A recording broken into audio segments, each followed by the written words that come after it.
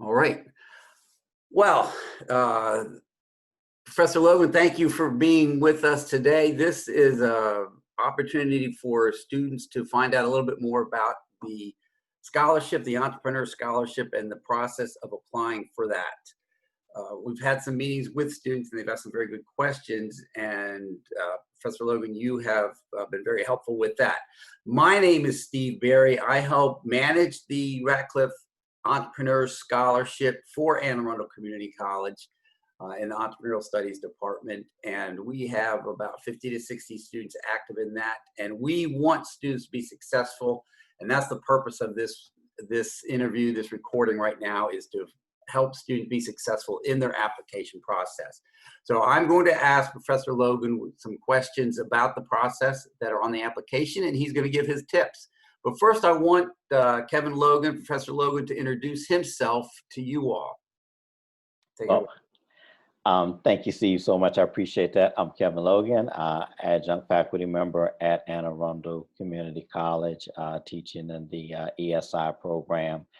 I participated in many aspects of the ESI program, from the pitch, judging, mentoring, coaching various students and their businesses, as well as teaching introduction to entrepreneurship, and some other courses, IT, some of the technology that's there. And also being able to participate in constructing some of the courses from a design perspective. So getting the feedback from the students and meeting them, meeting their needs so that they are able to use the content that they learn out there in the real world. So have a good time at it. We have a great students at Anne Arundel, and it's really a joy and a honor to be able to work with them and developing their dream. Thank you. And one thing you didn't mention is you are a business owner yourself. Business owner, has owned several businesses. Some have succeeded, some have failed. That's a part of business. So I've been in partnership, been involved in family businesses, the solo businesses, and now heavily consulting and coaching is one of my businesses right now. And we are very thrilled that you use your expertise to help our students. I think you're just a gem of an asset for our program, and we thank you.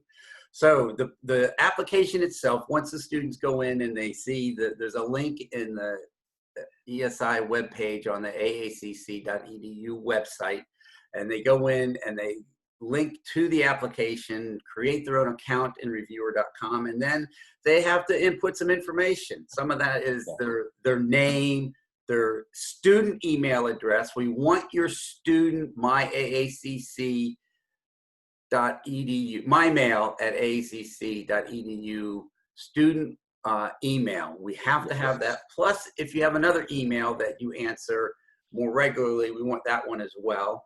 We need your cell phone number and your zip code. Then you're asked some questions. And the first question is, I think this is just sets the tone for the application, is what makes you entrepreneurial? So how should students answer that? Telling us some of the things that you've done entrepreneurial. One of the things that a student will mention, that I did certain things in high school and externally and some of their hobbies and what have you. Mention those things that you participated in to where you sold something, created something, made something. It's not all about the successes. It can be about, I tried this and that didn't work out, so I came up and created this. We want to hear what are the things that fall under this entrepreneurial umbrella. What risk? What things have you done outside of your comfort zone that can fall under what makes you entrepreneurial? Selling candy. I forgot that I used to go door to door in elementary school selling sunflower seeds. Now, I'm going to date myself. This is back when you used to get magazines at the house and you could cut out in the back and you mailed it in and they would send you the product. And I went around the houses. At the time, I lived in an apartment going door to door, knock, would you buy these particular seeds of flowers? And of course, the picture was all, radiant of what you would get. Now, did that actually happen? I have no idea because I never went back to those clients, to be honest with you. I just want enough money to either, go do whatever it is I needed to do. So, so those are the things that we want to hear. Okay. So, hey, did everybody say yes? No. No, you got some no's, didn't you? Get your nose out of the way. I got no thank you, young man. I appreciate it. Don't want it. Don't need it. And so, yes. So get the nose out of the way and keep on going. All right, good. All right. Second question they're asked to answer, and this is a brief one. It's just, what industry are you planning to go into? Simple answer, right? Very simple. Look it up. Look up the industry. So when you're doing this right here, and you say, I'm going into cutting grass. Okay, what industry does that fall under? Does it fall under lawn? Does it fall under garden? Does it fall under landscaping? I can get very detailed in this, but just give us the overall arching industry, the umbrella that supports it. And I think you said something very good. You said you could get more specific. And I think that's really what the judges are looking for, is how specific can they be really with all these answers. Yes. So, yeah, I'm glad you said that. Okay, the third question, and I think this is the toughest one in many respects. It's provide a one-sentence overview of your company, product, or idea. Now, I think first explain why one sentence and then say, what are you looking for? So the one sentence goes back to explaining the vision of your company, the mission of your company. Let me help you out here a little bit. Whatever your industry is, whatever other organizations exist, go to their website and look at them before you answer this. We're not looking for a paragraph. You need to be clear and concise with this one sentence and tell us what your product idea is or your service idea. If you're providing a service, great. You don't have a product, that's fine. But tell us in one sentence. At this point, we don't want to hear the long drawn out part of your company. I picked it because of this, that, and the other, and I'm thinking about selling this, and I want to sell that. No, just clear, concise. This right here should align to your vision. And it should make whoever's reading it want to know more, right? Again, this should whet the appetite. Yeah. Okay, doing great. Question 4, describe what you're selling and how it will benefit your customers. Yeah, so telling us, describing what you're selling is one thing. So we know we're selling pencils or pens. How is it going to benefit? What's the value that it's going to add and contribute to those who are buying it and those who have yet to purchase it? Why would they want to purchase? Why do I need another pencil? Why do I need another pen? What's it going to do for me? Why do I need to buy another light bulb? We've got so many different examples out here. This is the value of purchasing my product or service. This is the value that it's going to have on you, for you. It's all about the customer and adding value to them. Yeah, I think that's great. And, quite honestly, if I could have the great idea, but if it doesn't benefit anybody, who's going to buy it? Who's going to buy it? Yeah. Who's going to buy it? Yeah. Okay, number 5. How will your company, how will your product make money, and why do you think this type of business can make a profit and succeed? So this is my favorite question right here. How will your company / product, service make money? Because my friends have bought it, because my family told me so. No, how much does it cost? What are you selling it for? Give some data and some numbers in this particular one. We want to see a profit model. You don't have to, if you got a product or service that's out there and that's making money and you're concerned about, well, don't want to tell people how much, I'm making. You need to know how much you can make. How many widgets do you need to sell to break even? How many hours do you need to put in to break even? Then you'll know whether or not you need to raise your prices, lower your prices. Do you need to work 10 hours out of the day? Do you need to work 14 hours out of the day?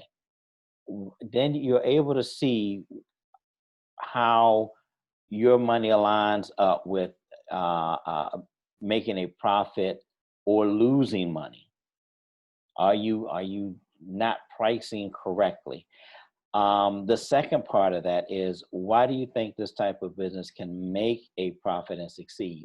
So we all think what we have is valuable and everybody will want it. Well, who else is selling it out there? What's your competition? And what changes do you need to make? What are the innovative things right now that we need to consider? One of the things we've all been thrusted to is doing more things online. So what's the learning curve for that? And what's it going to cost you? Well, I got a computer. It won't cost me anything. This is free. That's free. Free has limitations.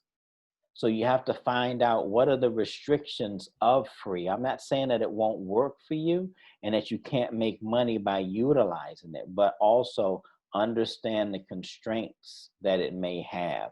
But specifically in here, we want to know how you going to make some money. Give us some dollars and some cents right here. We want to be able to add it up and say, this particular paper clip is, I'm going to sell you 100 of them and I'm going to charge you this much money. Yeah, and I think there are two ways they can go about it, and correct me or add to it. One is if they're actually in business, and they, say they have 20 customers that they've done business with, they've actually sold their product, their service, whatever it is they're selling, and they can say, yes, I have 20 who, and so many are repeat customers. I charge this much. I learned if I charge this much, I don't have as many customers. That they've actually played with that. That's very specific. That's good data that they can use. The other is the student that doesn't actually have any customers at this point. I always tell them, do some research. What does, back up your hunch. Why you think it can make a profit? We'll back that up with some good research, some good data. And Truxell Library is a great resource. They love our program, and those librarians there, shameless plug for them, can really help with that. I've sent them really obscure questions, and they come back clarifying it, and then they get me information that I need. So use the library, and it's online. You can email them. They'll help out. So yeah, do some homework on this question. Okay. Yeah, Anything else you want to add? yeah, I do. I want to tap on one thing. This sentence begins with, how will you? What actions will you take?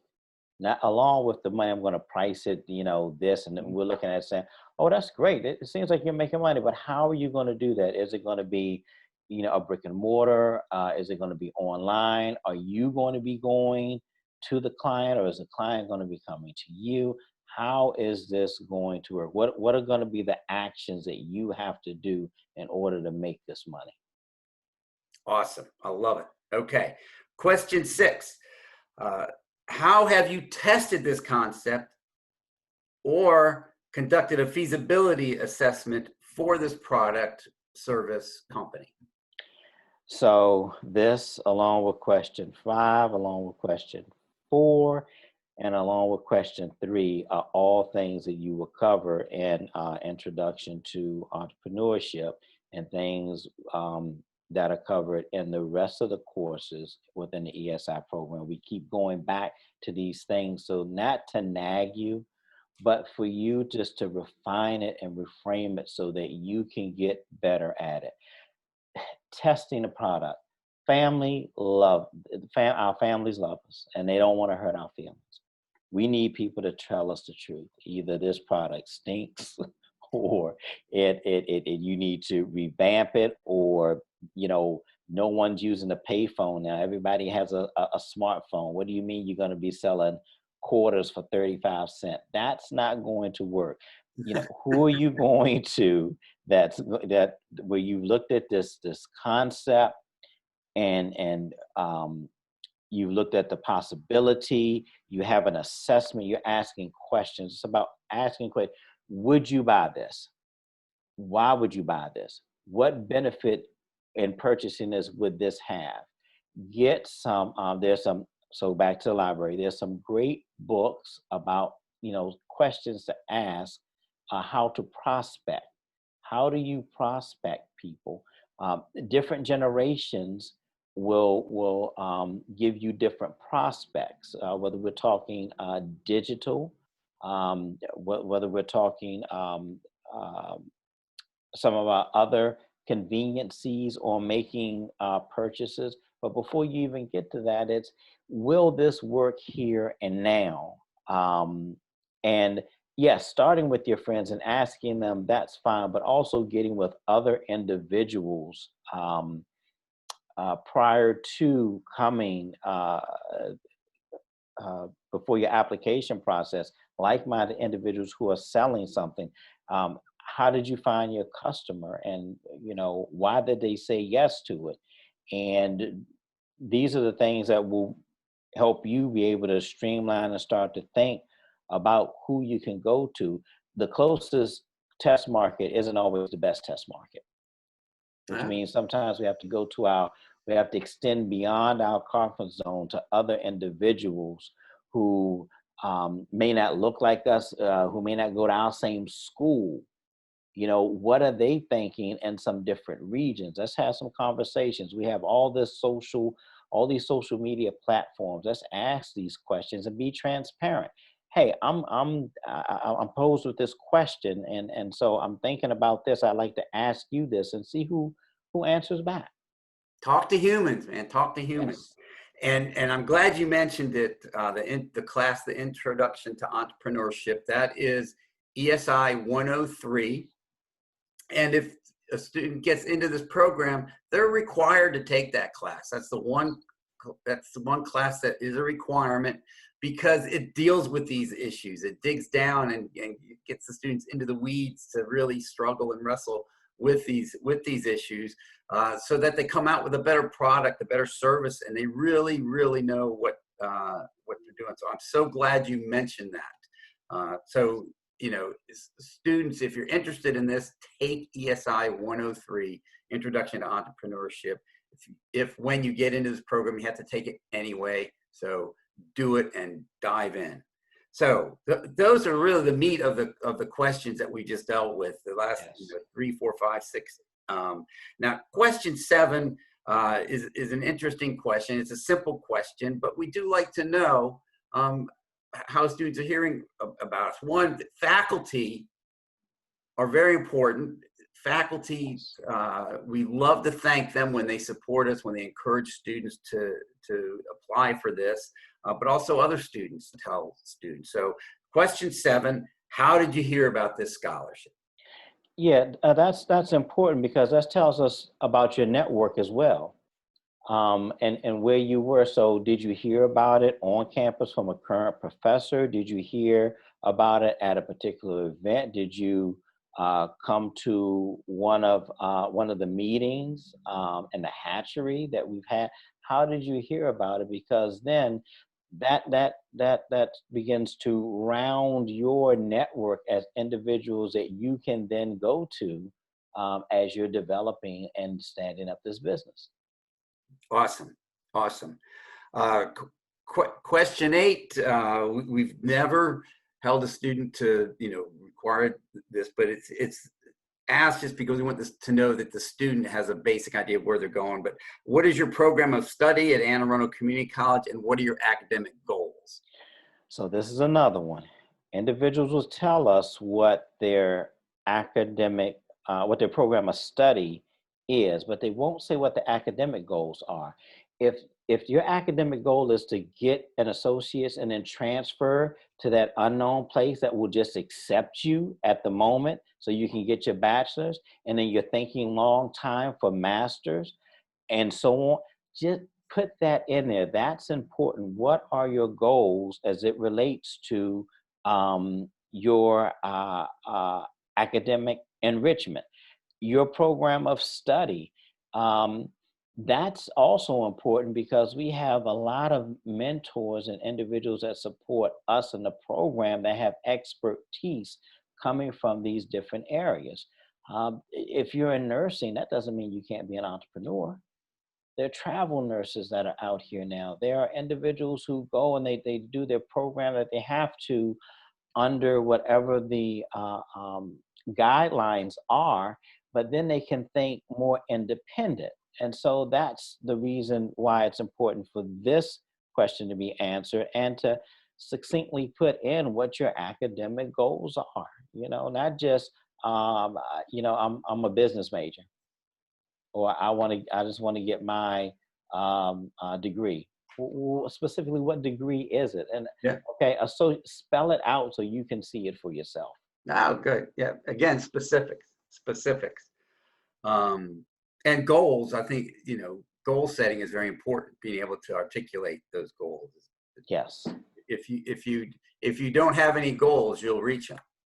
Every day without a problem. That's right. So number 9, I think this is one of my favorite questions to see how students answer it. How will receipt of this scholarship impact you? And I want to, after you do, I want to share what I share. Yes, please. Listen, I've been there, struggling college student. It will help me because getting this money will release the burden. I can kind of take a deep breath and focus on maybe starting my business or increasing my GPA. Be truthful. What is it? How is it going to impact that? Not just the general, getting a scholarship would be good. Give us some thought. Give us some meat behind this question here. Steve, I'm interested to hear what you have to say and add to this. Well, I think, one is the money, and you've touched on that, the finances, and that's the donors who gave the money. Their mission was, if a student wants to start a business and they're worried about how to pay for English 101, they're not focused on their business. So they're like, let's take that burden off. And that's great.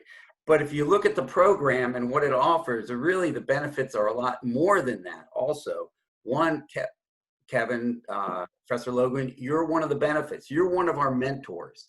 And there is a mentoring program that, all of our mentors are business owners and teach at the college and understand and love our students, and they're in different industries. That's a benefit. That will impact the students. They'll be able to meet with someone who, like you said, who've had businesses and succeeded and failed and has learned lessons and wants to share those lessons. Yes, failing's important, but if I cannot fail because you helped me with that's even better. Yes. Also, the academics, and you've touched on that. They'll be in classes that they can apply stuff in the class to their business. We talked about introduction to entrepreneurship, but there's also the e-marketing class, the ESI 127 or BPA 127 e-marketing. Yes.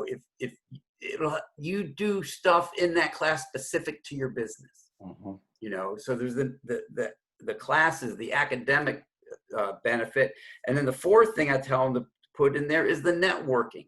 They're meeting other people who are going through the same thing, other students, other teachers, other mentors who have done it, are doing it, have the same struggles and victories, and they can share that, and the rising tide raises all boats kind of thing. Right. They help each other. And what I love going into the hatchery is when there are all those students there and they're helping each other out, and they're from different disciplines and different areas, and they're just, and that's the impact so those four things, the money, the mentoring, the classes, and the networking are huge. And I tell students, if you just put the money in on this question, you're not going to get the scholarship. We want to see you dig deep. Yeah, yeah. It's about the opportunity. It's about the Yeah. unknown that comes with receiving the scholarship. And as you said, the support and the other benefits that come along. It's like a benefit package when you start a job. What are the benefits? Yes, you get the money, but what are the other benefits that come along with it? And this question here is definitely correlates to that. Yeah. Awesome. Yeah. You can't, I mean, to get a mentor like you, it's not inexpensive. Well, I appreciate that. It's a lot of hard knocks, a lot of things that I wish people would have told me, and Yeah. individuals did not. They weren't free in their information. They weren't freely giving it. And so that's why I enjoy this so much of letting the mentees know the story. That's why I'm always just trying to better myself, attending professional developments, conferences, having conversations with individuals so that I can in turn share that with students. Awesome. Awesome. Kind of watching the time here. Yes.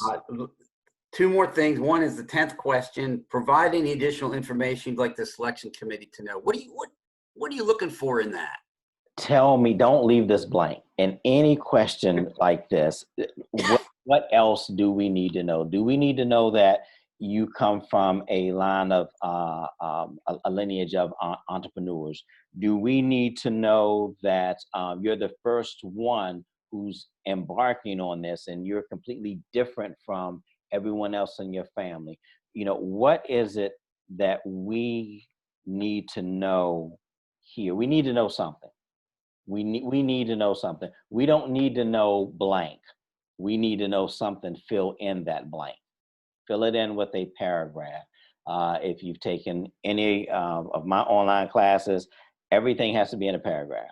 Write your response in a full paragraph. If you don't know what a paragraph is, look it up. Think about it. Go to your network and ask them, what information should I put down on this application to the selection committee that they need to know about me? So what would it be okay if they shared stuff that is just like I taught myself to juggle at age 8. I mean, is that That's showing perseverance. That's the greatest thing of teaching yourself how to do something. That's persistence. yeah. That's being unique. That's crafting. That's doing things outside. You're practicing, playing sports. If you play sports and I didn't start when I first started playing. I had to work at it. So that would be something to put down here. I'm not willing, to give up. Hey, I got kicked out of college, and I had to sideline and get my thoughts together, as someone told me, so I could be serious and get back in. Listen, we talked about failures here. Failure doesn't define you. It gives you an opportunity to refine yourself and start moving back towards what it is you want. It gives you a different perspective. Awesome? Awesome. Thank you. So the last thing we want to cover before we shut this down is one of the requirements for the application is that people have 2 letters of recommendation. And I'm going to speak to that first, and I'll let you speak to that. One is treat the people who you're asking with respect. Give them time. Don't ask them the day before it's due. Let them know immediately that you're applying for the scholarship. Tell them about the scholarship. Tell them what your business is. Tell them everything that you're putting in this application. Let them know all that stuff. And then here's a very important hint. Write the letter for them.